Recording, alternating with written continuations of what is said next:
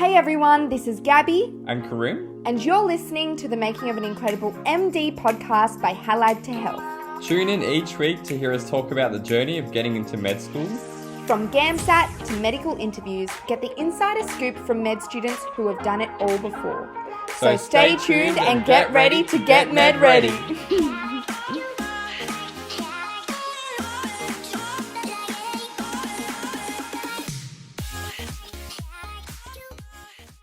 Hello everyone and welcome back to the podcast. It's Gabby and Karim here. Hi everyone. And we are doing our first episode today, breaking down the different types of interview stations. So just a bit of a reminder on the 4 types that we've come up with. It's ethics, acting, personal, and explain or task. And today we're talking about ethics. But before we jump in, Karim, did you want to do an acknowledgement of country for us? Yep. So I'd like to acknowledge the traditional owners of the lands on which we are meeting today. For us, that's the Wurundjeri people of the Kulin Nations. I'd like to pay my respects to their elders past, present, and emerging. Thank you for that, Karim. So let's talk about ethics now. So we see ethics a lot in medical interviews. And what's the point of ethics, Karim? Why is it in all of these interviews? I guess the whole point of an ethics station is really to try and figure out if you've dedicated time to think like a doctor or a medical professional. We know that a big part of being a doctor is thinking about ethical dilemmas, and all medical professionals are faced with ethical dilemmas quite often. Yep. So it's a really important part of their job to be able to think about the ethical framework. And we know it's important to have an approach whenever you're faced with an ethical scenario, because they can be quite overwhelming, obviously. Yeah. And luckily in medicine, we face these ethical scenarios as part of a team, but in your interviews, you're all by yourself. Don't scare them off just yet. But yeah, ethics is a huge part of medicine, and it's a huge part about being a medical student as well. And discussing ethical scenarios and ethical frameworks really demonstrates who a person is and how they think. So it's a really good interview tool, I think. So let's talk about the different ways in which ethics can be presented in medical interviews. So the first one, which I think most people will be familiar with, is scenarios. So you get given some sort of ethical scenario and you need to decide how you would respond to this situation and justify your response. Then there's also personal examples. So you might get asked to explain some experience that you've had where you've demonstrated some form of ethical decision making, and really evaluate your critical thinking in an ethical manner. And then the other way it might be presented is via a topic. So you're presented with some sort of topic that may be controversial, and have some sort of strong ethical framework around it, or some ethical sort of approach, essentially. Yeah. Just something that it's been discussed before. They might be really specific. Like, for example, I think for vaccines, you should know a few of the key ideas around the ethics behind vaccines and why we think it's okay to do it. And so it's really important with topics to have a little bit of background understanding, and we've put down here that it's really important to have done some basic research before going into the interview. No one expects you to be an expert by any means, but you should have a basic understanding. Yeah, and there's a lot of these topics that you may not be able to have time to research them all, but there's the main ones. Vaccines, like Karim said, is definitely one not to miss, especially in the life that we live at the moment. I'm sure it'd be very hard to miss this topic. So being across that, but it's basically just controversial topics. You may or may not think it's controversial, but have some sort of ethical grounding behind them, and you can discuss them. Yeah. It's a very long list, yeah. But just know what's relevant to where you're applying. I suppose everyone here is applying to Australia, most likely. Mm-hmm. I don't think... Do we have any international listeners? Yeah, we do. 1 or 2. But also international students living in Australia. Yeah, true. So yeah, just think about the laws and common topics that might come up. Yeah, absolutely. And I think the most important part that you and I, Karim, discussed when we were preparing for our own interviews, because Karim and I prepared together. So we will share with you what we prepared. And we really focused on structure, because we think what separates a really strong response to a good response is solid structure and clarity in thinking. So there's a few different ways you can structure your responses. What's one that you can think of, Karim? Yeah, so we've come up with quite a few. One of the most basic ones is just called the 4 pillars, referring to the 4 pillars of ethics in medicine. And they are autonomy, justice, non-maleficence, and beneficence.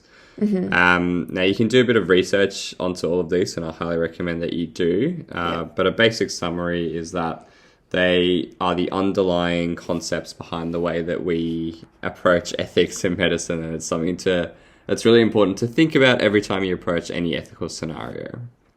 Yeah, absolutely. And there's other different ethical frameworks that we were talking about just before that may help you in discussing medical ethics. Things like informed and shared decision-making, competence, compliance. Privacy, confidentiality, the concept of the mature minor. Yeah, those are really interesting topics to read into for the interviews, but also for med school and medicine as well. So it's important to have some basic research into these areas, because they do come up quite often in interviews. They're all quite relevant. Yeah. And another model of framing your answer when it comes to ethics is having an inside-out approach. I really like this approach because it helped me sort of think through the scenario and play it out in my head without missing anything, I think. So it's called the inside-out model, as I said. But you basically start thinking from the inside, so the individual, and then take a step out, think about the community, state or local government or national government, and then the world. So it's just sort of walking through the different levels of impact, I guess, that this scenario or this ethical situation would influence. It's really great for medico-legal situations because you can really talk about, how different legal systems or legal concepts impact individuals, communities, and whatever, and can compare different communities or different governments and different countries. Karim, you had a really good example for this model. Yeah, so the example we had was vaccines. And the reason why it's such a good example is because you can really walk through the inside-out model and apply the concept of vaccines as an ethical treatment and apply that to each level. So at the individual level, you can think about the person's individual decisions, so the impact that the vaccine will have on their health. Are they willing to take the risk associated with vaccine versus the benefit that they gain from reducing their likelihood of an infection from some pathogen or disease? So that's at the individual level. At the community level, you can start thinking about things like herd immunity, so the fact that the more people get vaccinated, the better it is for everyone, essentially. And then going out further, state and government, they don't just care about herd immunity, they also care about cost, manufacturing, the percentage uptake within the state or the government. And then if you take a step out again, you can think about the world. So really important ethical issues like equal access to vaccines, the cost of manufacturing vaccines, and whether these vaccines are super expensive, whether the patent has been privatized, so it's really hard to make, or whether it's quite cheap, like with some of the COVID vaccines. Not all of them, but some of them. Yeah. And even things like eradication of disease, for example, is a world approach. Yeah. And so that's why vaccines make a really good example of that model. Yeah. I think that's quite possibly the perfect example for this model. And this model might not work for everything, but for me, it was just a really good way to make sure that I focused on what was important in that example, whether individual is the most important level to care about, or maybe, world was the most important level to care about. But it just helps you sort of, separate things and walk through the different levels. So another really useful model to structure and approach ethical scenarios is the 5 Ws. Now, there were 5 Ws when we first created this model, but it's grown a little bit since then. So basically, it's really simple. The 5 Ws are who, what, when, where, and why. Karim, do you want to break down this even further for us? Yep. So essentially the who part is who is involved in the scenario. And an extension of that, which you might get to later on, is who else might you want to consult. So they give you these scenarios and they want you to think about the real world. And in the real world, you can always ask for help. So who else might you consult? What are their motives? So the people involved in the scenario, what could they be thinking about, or what are they after? When and where is this occurring? And that's really just talking about the context of the scenario. So what is happening, when and where is this occurring in terms of what would you want to know? Where is this happening in terms of what location? And then the why is, why are we discussing this? What are the prevalent issues, i.e. why do we care? And that's probably the most important one, because you need to be able to identify why is this being asked of you to be able to answer the questions that the interviewers ask you. Yeah, absolutely. And I think there's a lot there, and you probably won't cover everything in a situation. Even if you can think of, discussion points for each of those questions, you probably won't have time to break them down. But it's really helpful to ask yourself these questions in a scenario that's really complex and overwhelming, because it can help you break it down and figure out what's the most important things to discuss. But also in scenarios that seem simple, that you can start to flesh things out and realize, what's at the crux of all of this that you need to get out and show and demonstrate to the examiner. Yeah. And one more sort of ethical framework that you can use is the pros and cons framework, which is a really simple one and a great one when you're freaking out and you're stuck on what to choose. You just look at the scenario and just think, what are the pros? What are the cons of a certain action? And ultimately, what is your decision and why in terms of what action you might pick? That's a really, really good one if you're freaking out about what to do. And so you might be thinking like, okay, they've given me quite a few approaches, and there's many more, I'm sure, but these are some of the main ones. Which one do you actually pick? You can sort of pick and choose between all of them. You don't have to pick a specific one for each scenario. Some of them might be better compared to others for different things. So just get used to using all of them, and that way you'll get really good at picking which one works the best for a specific question. I think we tried to alternate quite a bit when we were doing our practice runs, and we sort of found our strengths. I was definitely more for the inside out and 5 Ws approach, but I would try to incorporate a few medical ethics concepts through there as well to touch on. What would you say your favourite one was? I just used a bit of everything. Yeah, made your own. Remixed everything. Yeah. That's another one in particular. But above all, it's really important that you read through the scenario, if it is a written one, to read through it, take a breath, and begin in a strong way that sort of shows that, yes, I understand the scenario, I read it or I listened to it, and I understand what is asked of me. Because often there'll be a really long scenario, then a question at the end. So you need to make sure that you demonstrate to the examiner that you're structured and you've thought about your response. So make sure you have some sort of line in the beginning that you can edit each time to demonstrate that. Yeah, absolutely. And in terms of things to do and things not to do... The do's and the don'ts, back again. We've come up with a few really key things. So, Gabby, do you want to go through the do's? Yeah, so be honest. Don't make things up. If you don't know a lot about the topic, if you say some random statistic or some fact that you made up, it's really, really risky. Maybe the examiner won't know, but maybe they will, and they'll be, it won't be great for your interview. So just be honest and demonstrate the learning that you do have. If you don't know much about a topic, admit that and still make a decision based on what you do know. But I think it's really powerful if you are to sort of admit your lacks of knowledge or your areas of improvement in your knowledge rather.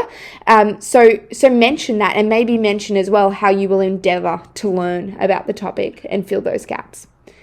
And do include a personal example where you can as well. This often isn't straightforward, and sometimes it's really hard, especially with ethical scenarios, because the scenario itself is so complex and convoluted that it's really hard to bring in your own experiences and hard to have time for that. But if you can, I think it really shows power in your response and shows that you've really thought about it. Helps you stand out as well. Personal experience always helps you stand out. Absolutely. But make sure it's on topic as well. Don't just chuck in some random example because you think it's a good example. It needs to relate to the topics that you've talked about. And don't make up an example. So going back to the first point, don't make something up. Yeah, be honest. And the don'ts, Karim. Yeah, so don't sit on the fence. That's a really big one, which Gabby is very passionate about. So, Gabby, why are you passionate about this one? Yeah, well, I think sitting on the fence can have its own merits. You know, it's good in the fact that you can see both sides. But what I think is the weakness or the risk of sitting on the fence is that you come across as someone who has said, yeah, these are the pros of this situation, these are the cons of this situation, there you go. So you haven't really used your critical thinking skills to come up with a response or come up with some sort of solution. And if you can't, on the day, you can't think of some solution and you can't pick an option for whatever reason, that's fine. But you need to say why, whether it's because you need to consult someone, maybe you need a multidisciplinary team meeting to discuss the situation further, maybe you need to do more research so you have more knowledge on the topic, maybe you need to consult your seniors, whatever it is, say what you need to do in order to make a decision and also highlight what you think is most important to be solved, because that then shows that you, even if you are sitting on the fence, you're not just being lazy and not coming up with a scenario and just wanting to please everyone, that you are being confident and articulating yourself well whilst sitting on the fence. Does that make sense? Yeah, absolutely. I completely agree. I think you shouldn't sit on the fence. You should try to make a decision because it shows creative thinking, which is a really important part of being a medical professional. And we have to make decisions in medicine. Even as a medical student, I didn't think there would be many decisions that we had to make without guidance, but there are sometimes some decisions you have to make. If you're interviewing a patient and they ask you something, you have to make a decision whether or not to answer that question or do what they ask or not do it. So there's always things that happen that you're going to need to make a decision. And you can't really sit on the fence in real life, unfortunately. No, in real life you do need to do something. You need to jump. Can't just say, here are the pros, here are the cons. See you later. See ya. You have to jump on one side of the fence. Okay, and that leads nicely onto the next point, which is don't jump to conclusions and be aware of your biases. And what we mean by that is that these scenarios can often try and lead you towards one mode of thinking, of one conclusion. But be careful not to jump to conclusions and sort of judge people too quickly in these scenarios or judge the scenario itself too quickly. Try and really think about the scenario carefully and think about what the pros and cons are, like we were saying before, or think through one of those ethical frameworks, the who, what, when, where, why, or whatever it might be. But yeah, don't jump to conclusions straight away. Make a more rounded response. Exactly, yeah. And finally, don't freak out if the scenario is complex. Embrace it because there will be plenty to talk about. And from personal experience, Gabby and I both sat a very complex station, which we found really, really challenging, and we debriefed about it afterwards. And I think we both bombed it, but yeah, definitely. But that's okay. I think it's really important not to freak out during the scenario itself and just embrace it. It is complex and there'll be plenty of things to talk about. And especially scenarios regarding medico-legal ethics. No one is expecting you to know everything. Laws. No one's expecting you to know the law for sure. Like there's basic things that you probably should know about the laws, like what's good and what's bad. Yeah. But what's illegal. Yeah. But, the specifics and the nitty-gritty of medico-legal ethics is so complex. Yeah. I'm sure a lot of doctors aren't completely across it as well. And very situation based. Like you need to know the situation, so it's very, very specific usually. Yeah. And so if that's a scenario you are facing, that's okay. You just need to embrace it and acknowledge that you might not know exactly what the correct answer is. Yeah, and it's really fine in that situation to be like, look, I'm not across what the law is in that specific situation. So I would want to check that first. But my gut feeling is telling me this, and still explain the situation and what you would do in the situation, but acknowledge that you would consult the law first before, acting on whatever your decision is. And I think that demonstrates really good ethical thinking. Yeah, absolutely. Or that you consult legal advice. Yeah. That's totally fine. Yeah, absolutely. Yeah. Okay, well, I think that sort of brings us to the end of this episode. So I hope you enjoyed this breakdown of ethics in the medical interview setting. We will be going through, what's next week? Acting? Yep. Acting next week. So join us for that. Maybe we'll get Karim to act for us. We'll see how we go. But basically, we just wanted to end by telling you all to embrace the learning in ethics. I think, Karim particularly, we learned quite a bit and you loved it. We learned so much. Ethics is fun. And also, the good thing about ethics is that you're always learning in medicine about the ethics, and you'll always discuss this sort of stuff, and you always need to debrief with your friends and your colleagues regarding ethical scenarios, because they are very, very frequent. Yeah. And ethical scenarios are really great to talk about with your friends, with your family, because everyone has slightly different opinions, and you can learn a lot from different people, especially from different backgrounds, people outside of medicine as well. It's great to get their opinion. And there's not always a right answer as well. There isn't. Sometimes there is. Sometimes it is clear, black and white, but more often than not, it's a shade of grey. Yeah. It's really interesting discussions. So we encourage you all to talk to friends, talk to family, and embrace this learning. And hopefully you enjoy it, because it's something you're going to be doing every day of your career. Absolutely. And I think in this episode, we broke down some of the main things that we found useful in our interviews. But obviously, ethics is a huge topic, and we'll dedicate more time towards explaining some more concepts in the future. Yeah, absolutely.